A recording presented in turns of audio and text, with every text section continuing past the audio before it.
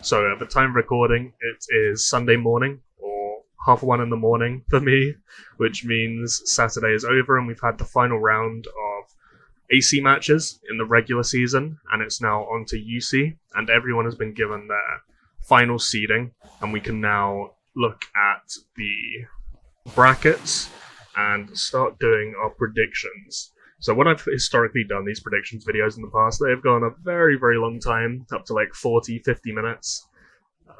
I'll say I'll try and keep it shorter, but I tend to be very, very bad at that because I like to analyze a bit too much, so we'll see how it goes. I do think throughout this there are quite a lot of very easy decisions. I think at the top specifically there is a very clear hierarchy where I think ATD is just better than everyone, or DEP currently. I tend to call them ATD. It feels weird calling them DEP. But it'll be DEP at the top, and then for me it's BDR, and then N3O. And pretty much no one can really compete with those three in my opinion. So most of the more difficult calls will actually come a bit earlier in the brackets, I think. But we'll get onto those top picks a bit later on, I guess. I'll probably timestamp everything so you can skip around to the matchups that are relevant to you and your alliance if you can't be bothered to sit here and listen to me for ages and ages. So at the top, DEP versus We. Very, very obvious. We is pretty much only in here because no one else plays 1am except FDH. They've done a lot of kill trading with FDH by hosting FDH Wales and Alts and whatnot throughout the season. So no offense to them, but I don't think they can really compete with any UC Alliance in here. I mean, you look here, there's 60 participants, their Alliance score is probably lower than anyone else's here by quite a margin as well, so I will have We losing twice, whoever they get in this second round also. And then it's us against LEG. I think we're quite an easy pick here also. We've actually played them in the regular season, and yeah, you can see there, it wasn't exactly competitive in any way. They just lack the top end rally leads, I think, by the looks of it in our match against them to really be competitive at the level of UC. But they've done well to get here. That's very good attendance and some very good results for them throughout the season. Wins over similar sized alliances like NOS for them is honestly very impressive. So good job to you guys in there. I just think UC is a bit of a step up. It's quite difficult. I mean, by the looks of this, they dropped score for the first match also to give them easier matchups, so that gave them an easier run through because they leapt from 10 mil score to like 14 million score. You see this fairly often going into these top 16 UC seeds, but to be fair to LEG, with wins like these top two, where they're actually at score disadvantages, that's actually quite an impressive feat. I hope that doesn't sound too patronizing, because that is not how I mean it at all. Yeah, I think we're quite clear as a pick there. NBe, Ash, again, easy picks. NBe. With a very, very strong roster of rally leads, and they've also added some very good UC recruits too. They've added Chidori, who is near enough a true max account. At very worst, one of the top 20-30 accounts in the game. They can stick him on any building, and if they can fill him with proper reinforcements and enough T5s, they can try and hold on him against anyone, except ATD probably, because ATD things. Ash have given up Barak to BDR for the UC roster locks. It shows here he's in their most recent match, but you see at the top, they have 4 wins, 1 defeat, which means they haven't played 6 matches, which means they dodged the final match. They didn't register, which is realistically why they're in UC, I think. They would have probably lost that last match without Barak. Even with Barak, they wouldn't stand a chance against NBe. Without him, they definitely do not. Then it's WTP NFI. So this, honestly, might be the closest pick in this entire bracket. And we will probably see it twice because of how the third round tends to go. So for a bit of context, WTP, if you look down their recent results, like player of the game, it's like Mia, General 43. A lot of these accounts you see here. There's also people like CCCPC.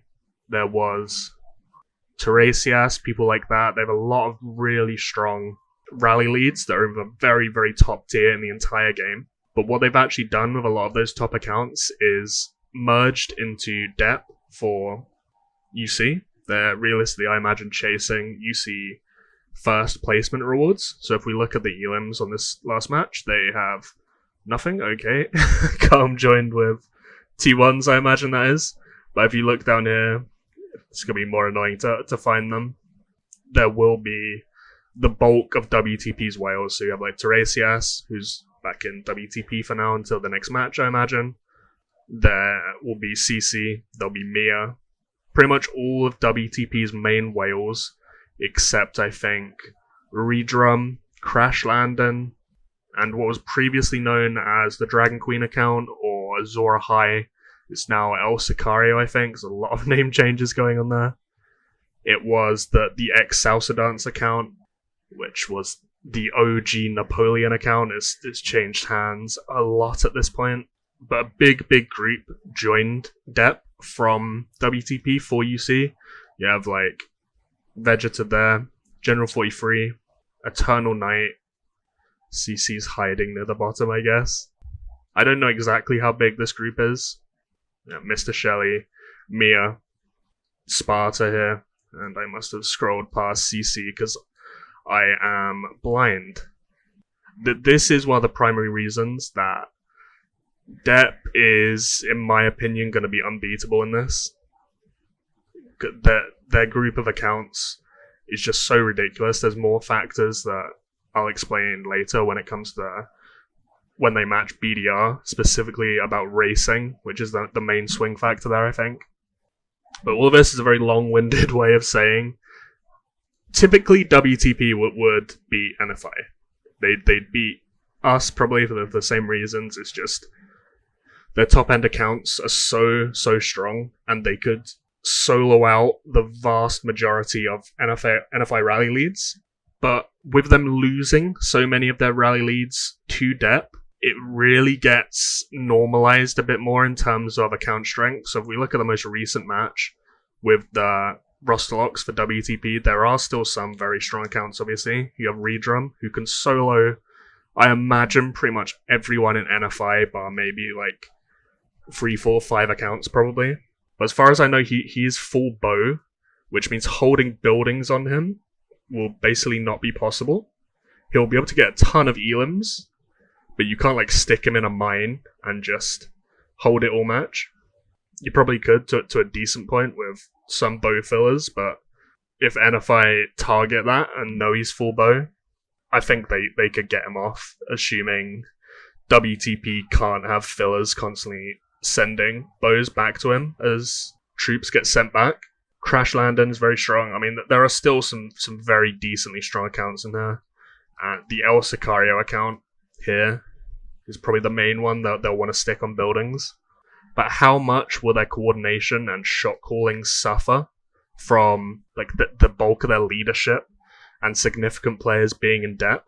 And NFI aren't a rollover by any means. So if you look here, they had 99 participants in the most recent match. WTP will have seeding for the time slot, which I would assume would probably mean this match will end up being played at 1300. I'm not entirely sure what they'd pick, but WTP would probably be something like 1300, 7 a.m., 1 a.m., and NFI 1900, 2200, and 1300. Those are the pretty standard time slot picks for these sorts of alliances. So the time slot would favor WTP a fair bit, and it would also be on a weekday. So NFI could struggle to get good attendances, at least up to these levels. If it is at 1300 on a weekday, they might want to think ahead and pick like 1 a.m. as a result of that as their third time slot, if that would potentially be easier for them. And NFI haven't hugely bulked up in terms of any UC-specific recruits. I think the main one is Matesy, who held actually very well against us last UC, or regular season, I don't remember what it was exactly. Yeah, I think it was GC. She has a very strong account. She joined them from NSI for the UC season. But more importantly, as far as I know, they didn't lose anyone to chase first position in ATD or something. Whereas WTP lost a ton. So I think this will actually be surprisingly competitive. And I'm actually going to pick NFI. If it was full rosters, I would 100% pick WTP. I think Redrum being Bose, unless I'm totally off on that fact and he's not Bose at all, really creates issues for WTP in terms of building holding, because their route to victory will be sticking accounts NFI can't win rallies on into building. And the question I have is, how many of them do they have left? And how well can they actually do that? Because NFI will play at a very high standard. I actually have a lot of respect for NFI in terms of an AC alliance. They've lost a lot of players throughout the past season plus of AC, with people filtering out for various means, but they merged with KXD at some point going into this season, and they've sort of maintained their level and maintained most of their top accounts. We did play them, as seen here, and we beat them very handedly, but we had 2 max or near max accounts with CC and Azura High-End, so it wasn't a fair match at all, even though they had Nightmare in themselves. And as far as I know, they have a very speed rally heavy strategy. So in our last match, I was telling this to everyone in voice going in. We've got to be on the ball with reinforcing against speed rallies, because their strategy is heavily built around this. Match starts, they do no speed rallies, and I feel like an absolute idiot. But apparently what happened is they accidentally bought heals or something instead of bugles, and they full spent the tokens by accident. And they sort of realized they messed up and just sort of accepted defeat on the store buying process. That, again, that might be wrong. I don't have actual evidence of that, but someone did tell me that. And it would make sense, because if they went all out, I know for a fact they would have ran us closer than this, 100%. And yeah, overall, I really do think this matchup specifically could make and break a lot of prediction brackets. Because obviously, if you get a prediction the first bracket wrong, it will screw up everything from here on out. And it is just very close. But I'm going to favour NFI because of how WTP have gutted its roster. And because I think NFI, especially given that fact with the amount of people that have left WTP for UC, will be more coordinated. And if they can get people like Dark Knight and Blitz Me, which was Luigi's account, or Matesy and people like that into buildings, they should be unsoloable, and I think they could ride that wave to a win if they can manage that. But yeah, for sure, this might be one of the more controversial picks that I'm going to make here. BDR, obviously, will smash HOH. No one can compete with BDR except ATD, in my opinion, including N3O. BDR are consistently the best alliance at this event in terms of strategy and mechanics, in my opinion. And their roster at the moment is just fairly ridiculous compared to everyone else, except ATD. Jesus Christ, what did you do in this match? You got so many Elims. Yeah, it's not a controversial statement at all. If you look down there, the top of their roster, with the likes of Barakin, as well as what they already had. They got Goran back as well this season. Just generally, BDR are an AC juggernaut, and I will be picking them over absolutely everyone not named Deb. XBC, NTC, I think this is pretty easy. XBC, they did lose the Only King. I think that was it in terms of UC recruits, but that they got a few decent people in themselves. And I think this is pretty much just determined by strength of accounts, let alone coordination. I honestly know absolutely nothing about NTC at all. So perhaps I'm speaking out of ignorance. That is very much a possibility. They're going over 80 people in every match here, which is very decent. Okay. So that they reset their score. Well, they really reset their score there to one account in the shell to drop their initial points to give them easier matchups, right? Okay, this makes more sense. Okay, yeah, so they've basically beat no one to get to UC, and XBC are a good alliance. They have a lot of very strong accounts. It is EXM and BC merged plus UC recruits, so yeah, pretty easy pick there, I think. N3O, I said at the start, no one except BDR and Dep are beating N3O, realistically, so pretty easy pick there. It's just not a good matchup for NW1, I'm afraid to say. Same with HOH of BDR. Those top three are just too strong for everyone else. FDH against KC. I think you have to pick FDH there. KC, I just don't think have the coordination to compete with the top alliances, even though they have equivalent account strength, or in most scenarios, much more significant account strength than most other competitors. Yeah, FDH will be my pick there. Dep us, Dep demolish us, we don't try, we don't heal. And this actually poses a bit of an interesting question, which I have to address at some point here. The way the elimination rankings work, so obviously I made that video fairly recently of the feeding problem, where everyone in these top alliances and the top accounts are chasing as many eliminations as possible. So I'll show it on an alt to show what I mean. UC has its own specific elimination rewards now. So you see here, season individual elimination, and this is only for UC. And fragments will be given out for a different castle skin. You see here, this is Dragon's Peak, and AC normally is Dragon's Crown. So even if you finish first here, you're going to be going all out for this. The rewards are now split after that most recent hotfix after my last video, where your placement rankings will actually give you fragments too. But people will still be going very hard for these rankings, I think. And if you want to finish first, being in the winner's bracket isn't a good thing. So you see here, like, if Dep beat us here, which they will, or will they throw it? This is my point. They will play from here on out, if they win this match, 1, 2, 3 more matches. If they throw that match, they will play 1, 2, 3, 4, 5, 6. So you'll have double the matches if you deliberately lose her, and you'll just have so many more opportunities to get first here.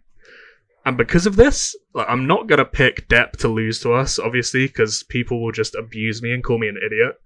But for sure, I think either Dep or BDR will throw in the winner's bracket at some point to have more matches to secure this.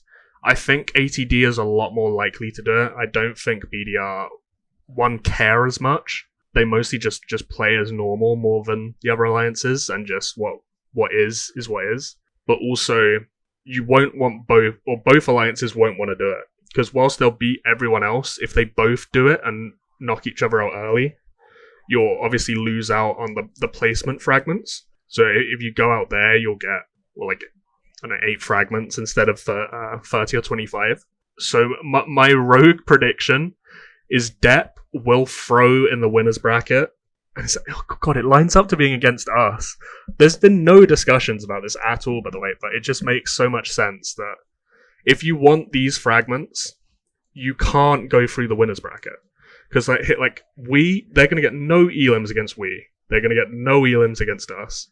If they get NB next, they'll get no Elims against them. No one will play against Dep. Their accounts are too strong. Maybe Dep then say, there's no point. We're not going to get the top fragments anyway. Let's not even bother. But they'll also just destroy everyone in every match anyway, so there's not really a risk attached to it for them. The ruthless maximum account strength chasing decision here, if you're ATD, which is typically what they tend to do, is to throw this match. Or this match here. Like I said, I'm not going to pick that on my bracket, but if you want a winning bracket for the rewards, it's honestly not a bad idea, I think. Because if you get this wrong, it will throw off everything, because you won't have Dep in the loser's bracket. That is such a huge tangent, but I hope you see what I mean.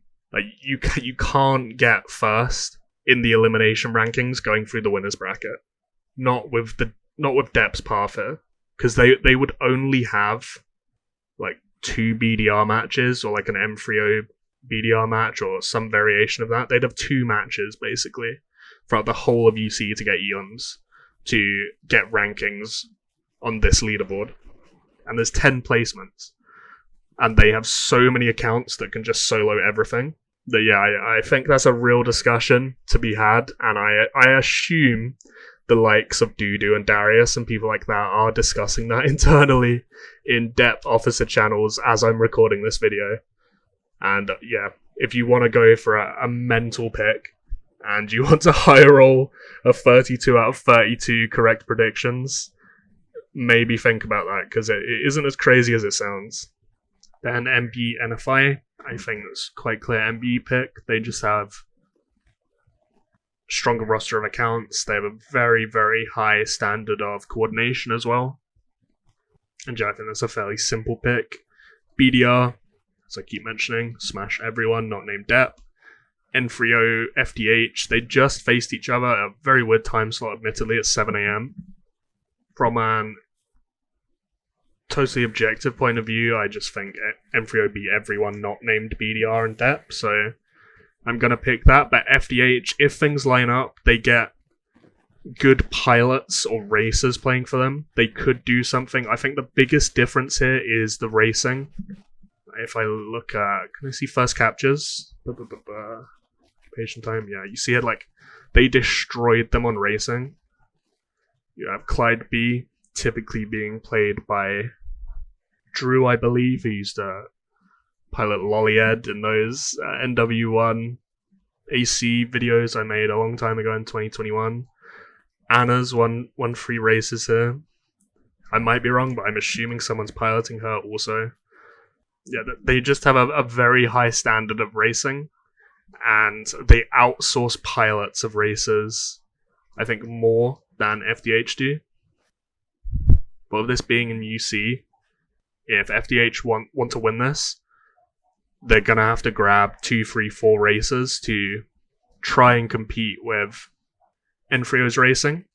And if they don't, they're really going to have to key in on intercepting the swaps made by N3O.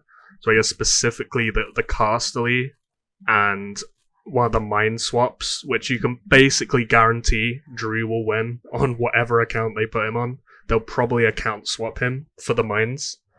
That's what most top alliances do at this point, so their racers can't be attacked on the 15-minute mark, so when they try and race, they have 0 troops. So that'll probably be my advice to FDH there, is if you know you're going to lose the races, just make sure you're really paying attention and prepare in advance and have the slow marchers and people watching in voice calling out when to speed in and whatnot, because intercepts will really be key, and N3O are good at swaps, so you're going to have to get in early and try and predict the bubble dropping more so than reacting, because if you react to the bubble dropping, there's just no way you're going to be fast enough to get those intercepts. And then LEG, I think LEG win. They're just a bit stronger as an alliance. They'll also have seeding for the time slot. No idea when it will be. I assume like 2200 or something. Maybe 1900, but I think whatever it will be will favor LEG more so than we. Ash, WTP, I think WTP win that fairly handedly. HOH, NTC, HOH win that fairly handedly. NW1 KC, maybe closer than most would initially expect, but I do think KC just soloed them out of buildings to the point where nothing else will really matter.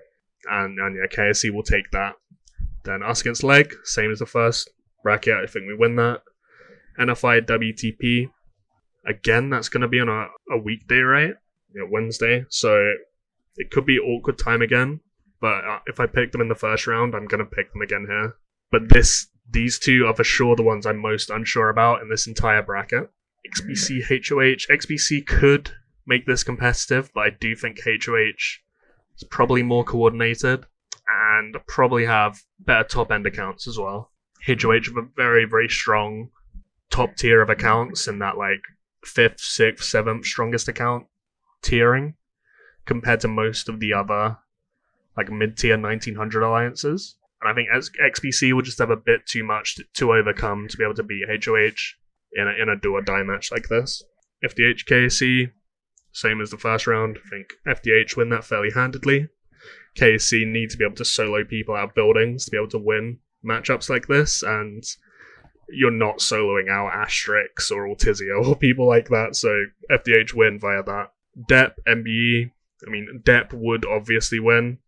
I'm going to pick it like that, but like I said, I do think Dep are going to throw either this or this, because if they want those top Elim rankings, they can't go through this winner's bracket like this.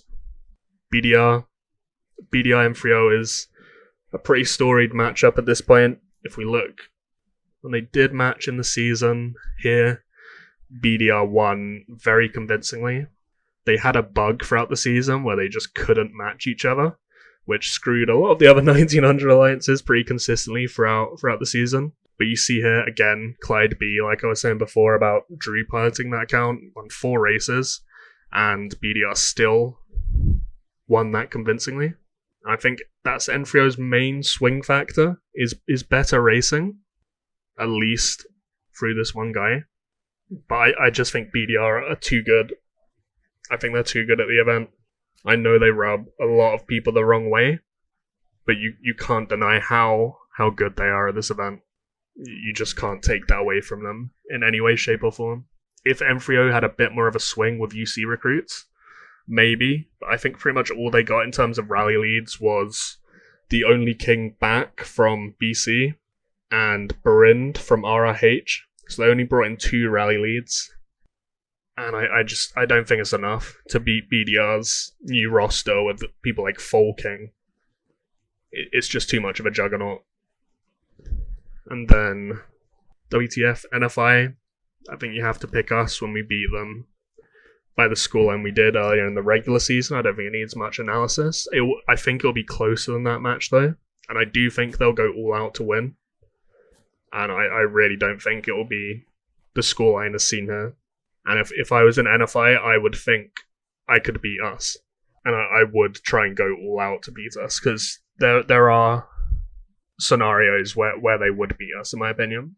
If we hugely misplay or don't play up to our level, and they get their strongest accounts into buildings, I do think it is possible, but I'm not going to pick that.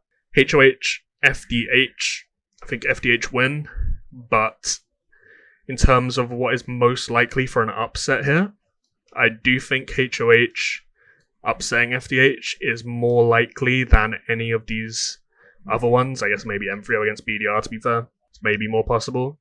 But I wouldn't rule out a HOH upset here in a similar fashion to the TBE upsetting FDH a few seasons back.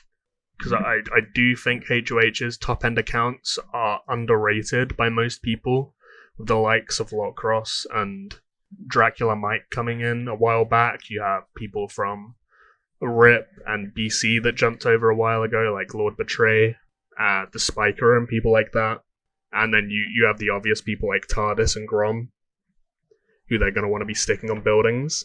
I do think HOH could defend on people like that, and just a few defenses and better racing could swing it for them. But obviously FDH do just undeniably have a stronger overall core of accounts.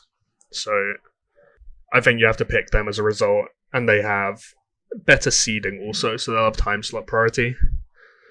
NBe, WTF, if it plays out like this and Dep don't throw, it's probably pretty close. I would favour NBe.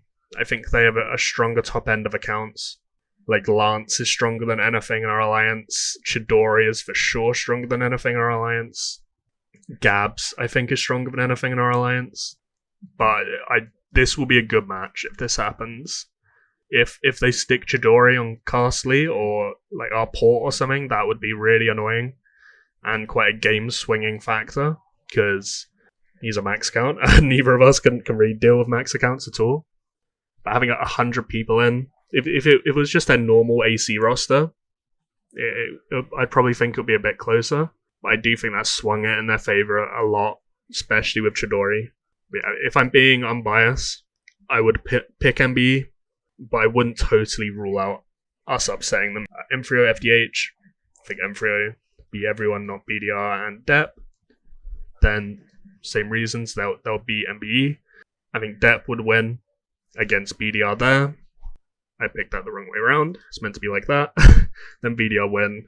Then it'll be UC finals, and no matter how all this bracketing happens, this is where we end up, 100% in my opinion. It will be Dep versus BDR, and even though I think Dep smashes BDR, they will go all out. I'm pretty positive, at least for the first chunk, for sure, like they did last season, and try and win this. And if they do stick their top accounts into stuff, I mean, it is possible. So as I said earlier, I do think BDR is the best alliance at AC. I think they have been for a very long time. But there are just two swing factors to depth that I can't overlook. So their roster is the most ridiculous AC roster I think ever assembled.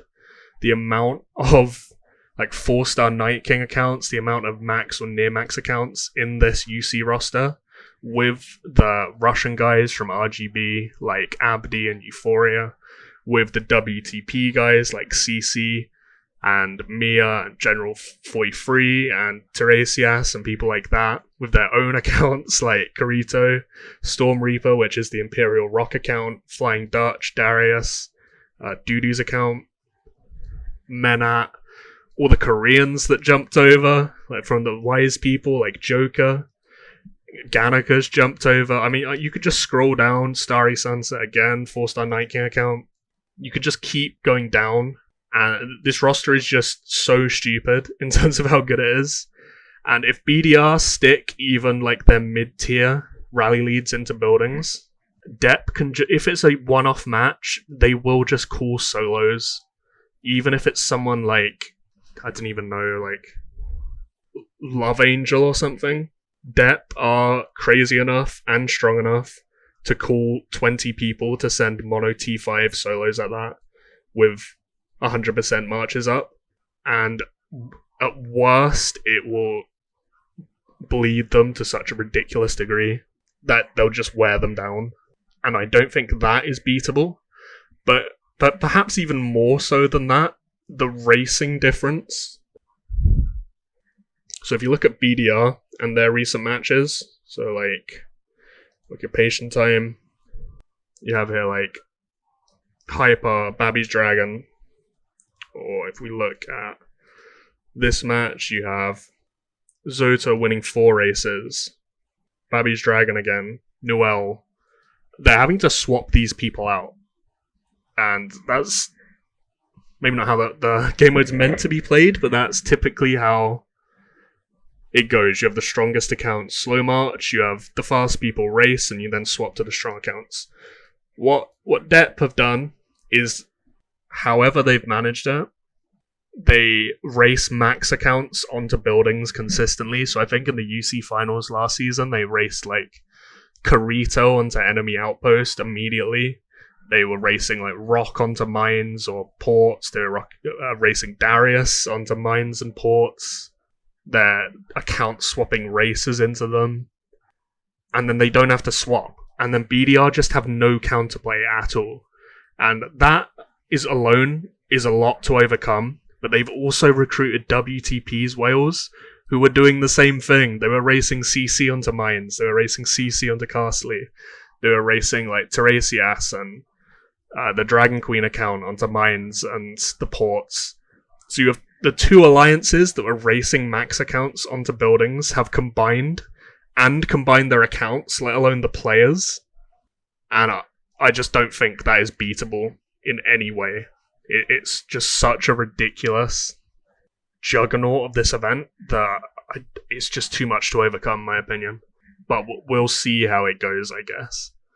All in all, this looks pretty good in terms of what I think, or like who would win in one-off matches. As I said previously, however, I don't think this is how it will play out, because I do think Dep will probably drop to losers bracket for Elims, or at least someone will do that in the winners bracket. Like BDR could do it, N3O could do it. Someone will throw so they can get more Elims to get their people at these top rankings, because it's just how the system works, that you need more matches to get more Elims. And if you want these castles permanently, that is just what you're going to have to do realistically. You can't really blame players for going out their way to do it. It's just how the game works. And yeah, I think that is everything. So, good luck to everyone in here. Good luck to everyone in A and B League also. I know OBV and AFM both bulked up decently for the A League UC, I think. Yeah, may all your speed ups and boots rest in peace over these next few weeks.